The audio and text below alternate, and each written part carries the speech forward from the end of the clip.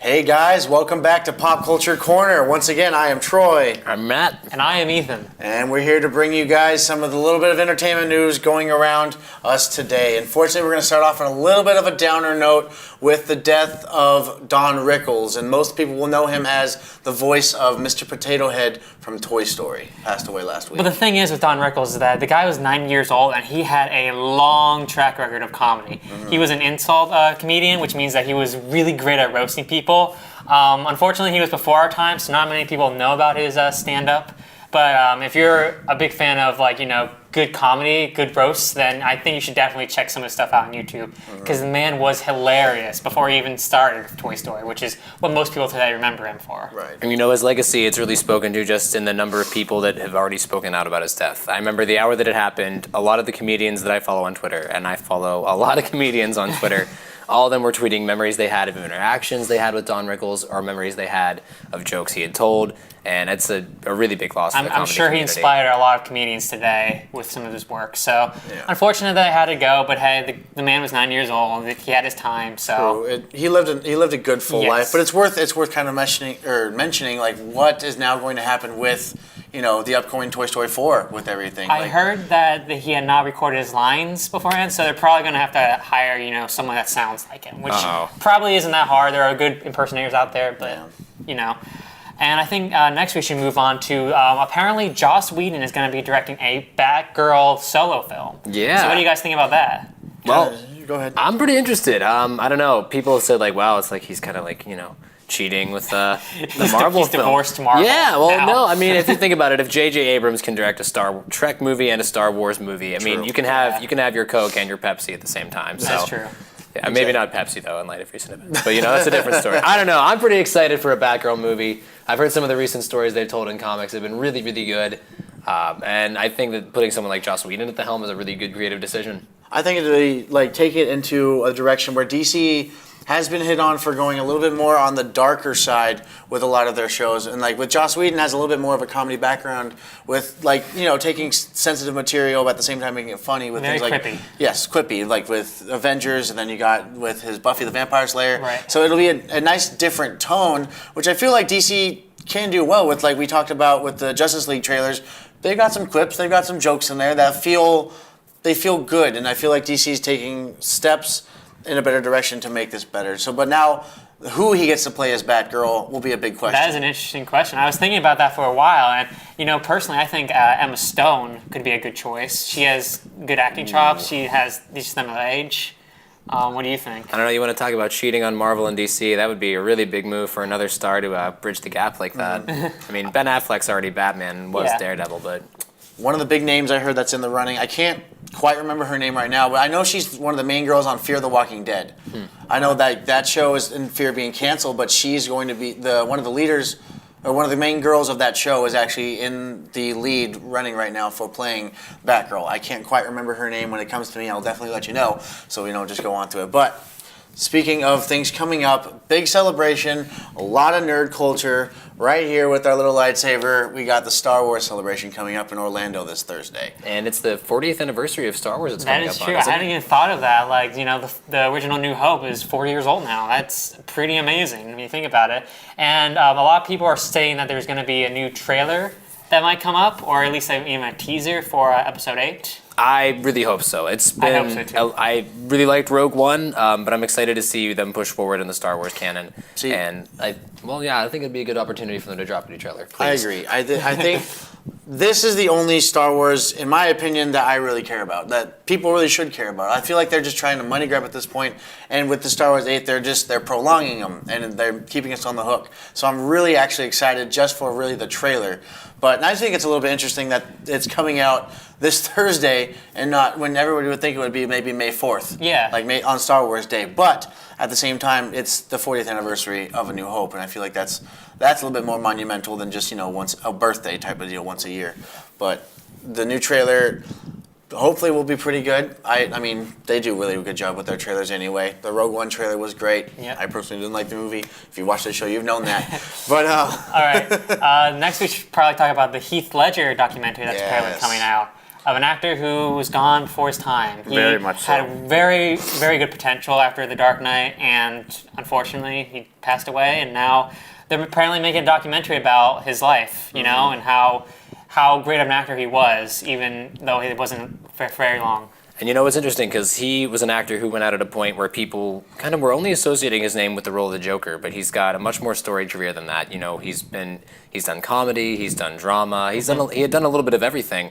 And I'm really hoping that this movie kind of gets to remind people that he took his craft pretty seriously as an actor, and that he had a lot of range to do a lot of different things, and that he was a lot more than what people our age probably remember him for, which is being the Joker. Right. personally, my favorite movie of Heath Ledger's, even more than The Joker, A Knight's Tale Yes. will always have a special place in my heart. Like, it's not the greatest movie, but it's just so funny and so good. And one of the first movies I actually memorized beat for beat, like line for line. I just loved his performance in it. I loved every little bit of it. And then I think one of the cool things about this documentary that they're doing is there's like actual footage because he did a lot of behind the camera work too, mostly for himself and a lot of things, and they got a hold of that. And so they're going to be showing a lot of like his mindsets and how he really got into his characters. I know there's things like behind the scenes of The Dark Knight that no one's got to show, but I don't know if they're going to show like his hotel room, like when he rented the hotel room for a month and literally just stayed in there just to get into the mindset of a psychopath. Yeah. But I don't know if they'll show that. But it's really interesting to dive into the mind and the psyche of a true character actor and someone who's really devoted to their craft, like he would be, or Christian Bale, or like a Daniel Day-Lewis, like someone who's fully into portraying every little bit of their character. Yeah, that's going to be very interesting to see. Some other news that apparently Sigourney Weaver said that Avatar 2 is going to start filming. Honestly, it was like, 2009 since the last Avatar I think movie? what she said was that it's going to be out in December, hopefully, and that they're planning 4 films total to be a sequel to the original Avatar. That is they're being crazy. right now, which seems a little bit like overkill, Yeah. but that's the nature of blockbusters, I guess. It's a blockbuster, but it's one of those movies that it's literally people have called it the Avatar effect. When it came out, everybody loved it, thought it was amazing. And now as you step back, it's like, It's okay. But the thing is the thing with Avatar is that like it came out at the height of 3D movies. Okay, that was like a really popular thing back in 2009. Now people don't care about 3D movies anymore. Right. I mean, it's like they don't go to movies to experience the 3D like they used to back 10 years ago. So I don't know what the appeal of this movie is going to be if we can't sell it on that. And it's important to think that Avatar was a project that James Cameron worked on for a really long time before it actually came to fruition. And that's not to say that the second one might be worse off for having come along in a much shorter time span, but if it took that long for him to get the formula right for the original Avatar and all we got was a cool story with great special effects, I don't know how excited I am for 4 whole sequels. No, especially because I really don't think, like that movie itself, one of my biggest problems is it dragged on. It really did drag on a little bit. And now they're doing 4 more sequels, they're just dragging it, extending it. But what other stories there really to tell? I mean, I'm not sure about that either. I heard like they're moving on to different planets or something, but everybody fell in love with the planet from the first movie. So they're just going to take them out of that and go to different places. Like I'm still confused about it, but either way, I'm personally not in any way, shape, or form excited for these movies. Yeah, we'll have to see a trailer or something first before I can really like get into this. Yeah. But another thing we can talk about is the new It trailer that came out recently. Yes, I feel like this is something that one of my good friends when I was in Okinawa, we talked about like who would be a good alternative to taking up that mantle, like playing the clown himself. Yeah. And because when you go back and watch the original it's got like that creepy, that kind of like this skin crawly vibe, but this new trailer really is like terrifying. Like I feel like it really does the book a lot more justice than the original TV shorts did. I'll be honest with you, I was not scared at all with the original It show. I mean, Tim Curry, he's a great actor, but it wasn't really scary as the clown. But this new trailer, it really sold me about how terrifying the premise of this movie can be. And I don't think you're the only one. It was already one of the most watched movies on YouTube within days of it coming out. And I think you can blame this past fall's clown hysteria at least a little bit on that. A little bit.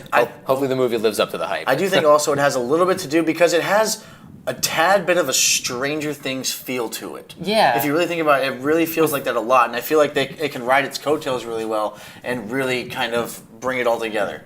But speaking of bringing it all together, we got another season of another beloved show coming out, Fargo. I've personally not seen Fargo. It's one of those shows that I've always wanted to sit down and actually watch, just haven't had the energy or time to do that just yet. I have watched them all, and it is great. It is top-notch television. It's on FX, so if you guys want to check it out, it's going to be out, I believe, next week. So, yes. 14th or 19th is what it said, yeah. Yeah. The first 2 seasons are kind of loosely connected to each other, but overall they're standalone, and that's how I think season 3 is going to be. Fun fact, Ewan McGregor is in this, but he's actually playing 2 different characters. I would watch Ewan McGregor read out of the phone books, so I'm really excited. This might be the hook that gets me into finally sitting down and watching it, because like Troy, I've never seen the show either. Yeah, so definitely check it out if you can. Now for some local news. Pete Davidson is apparently coming to Penn State. Right, and for those of you who don't know who Pete Davidson is, he is an SNL cast member, the youngest one. He's also been on the past like 2 or 3 roasts that Comedy Central's had. He's got the tattooed sleeves. He's pretty funny. He's a pretty funny kid. I like him. I feel like he's a little bit underutilized on SNL a little bit. Like he's always kind of typecast as just like the stupid little stoner looking guy, but he's actually a pretty funny character. No, he's got a lot of talent for a young player on the cast, and I don't know, maybe sometimes in the past season he got a little overlooked because they were focusing a lot on political comedy, but Pete Davidson himself is still really great, and whenever he comes onto the Weekend Update, he usually always kills it. Those are some of my favorite roles to see his first him. impressions. Yeah. His first impressions. Yeah. They're pretty good. All right. Well, he's going to be doing some stand-up here Wednesday the 19th, so be sure to check that out. And I guess that wraps it up for the news this week. There we are, guys. We are Pop Culture Corner, and we will see you next week.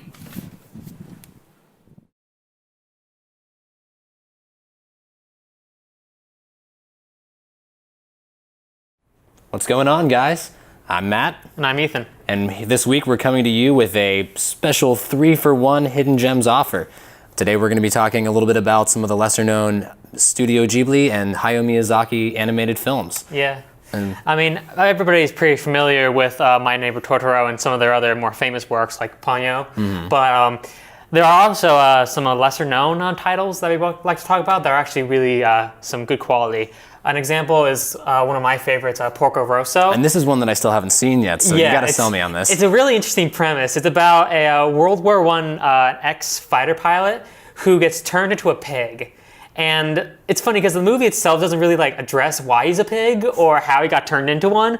It's more so about this journey of this character who also happens to look like a pig, which is obviously symbolic for his character. But no, it's really entertaining. It has some really cool action scenes in the sky as a fighter pilot. The guy who voices Porco Rosso is actually Michael Keaton. No kidding. Yeah. I had no idea. So if you want to see Michael Keaton voice a pig, then this is definitely the movie for you. That's one of the things that I love most whenever they actually manage to get Studio Ghibli films to America with new voice actors involved. They get some really good stars. Yeah, they're very good with the dubbing for a lot of this animated stuff. Another thing we're going to talk about was Nausicaa, Valley of the Wind. Yes, and this is one that I only just got to see recently for the first time, even though that I like to have said that I was a fan of Miyazaki's. And I was really impressed with this one. I thought it was really cool. It's actually one of their earlier works. This is before Studio Ghibli was even a proper animation studio. It was actually only the second film that Hayao Miyazaki himself ever directed. Right. And it's really interesting to see the vague shapes of things that would later be so identifiable as being his canon, you know? An example of that would probably be the conflicts between nature and mechanization, which is a really heavy theme in Nausicaa. It's a very good action movie. It has lots of these giant mechanized insects that are really cool. Not to mention, if you're talking about dogfights in the air, this movie has some great ones with some really imaginative designs for different airships that all the different tribes in this post-apocalyptic world have. And the designs of the airships and the insects both are really well done. The animation overall is just really amazing. I'm surprised that it's honestly only his second work because it is one of his top quality productions, I feel. The animation is exactly what you expect from Studio Ghibli. Very well done, very fluid. The colors are really spot on. It's dark when it needs to be, but it also has lots of flourishes of color. So that's a great one. Not to mention the characters are great. Nausicaa, the main character, is really cool. And like a lot of Studio Ghibli's and Miyazaki's best films, there's no real clear villain, which is pretty unique as far as animation geared towards a younger audience goes. Yeah. But I have to admit, it wasn't without its flaws. I thought that the movie did run a little bit long, which is why I was really impressed by what Miyazaki would do when he revisited this theme of man versus nature about 10 years after the fact with Princess Mononoke. Now, I haven't seen this one myself, so you're going to have to explain a bit. Okay, see, this what is this my... one's about. See, this is... I can talk forever about this movie. It's my personal favorite of Miyazaki's films. And it readdresses the idea of man and nature and their struggle to exist with one another. But instead of putting that conflict in the far future, as Nausicaa did, it instead roots it in this distant, mythical Japanese setting. Okay. And there's a lot of similarities between the two. There's badass warrior princesses. There's morally complex characters. There's a beautiful animation. The animation in the film is terrific, and there's really diverse sets of characters with these different animal tribes being involved, talking wolves, talking apes, giant angry gods. It's about all you could ask for in a Studio Ghibli film, and I think that it's the perfect companion to Nausicaa, and that it picks up on the same threads. Yeah, well, those are our recommendations. So if you're a fan of Studio Ghibli or you're just starting out watching these films, here are some good ones to watch next time you're free. So, see you then. That's all for now.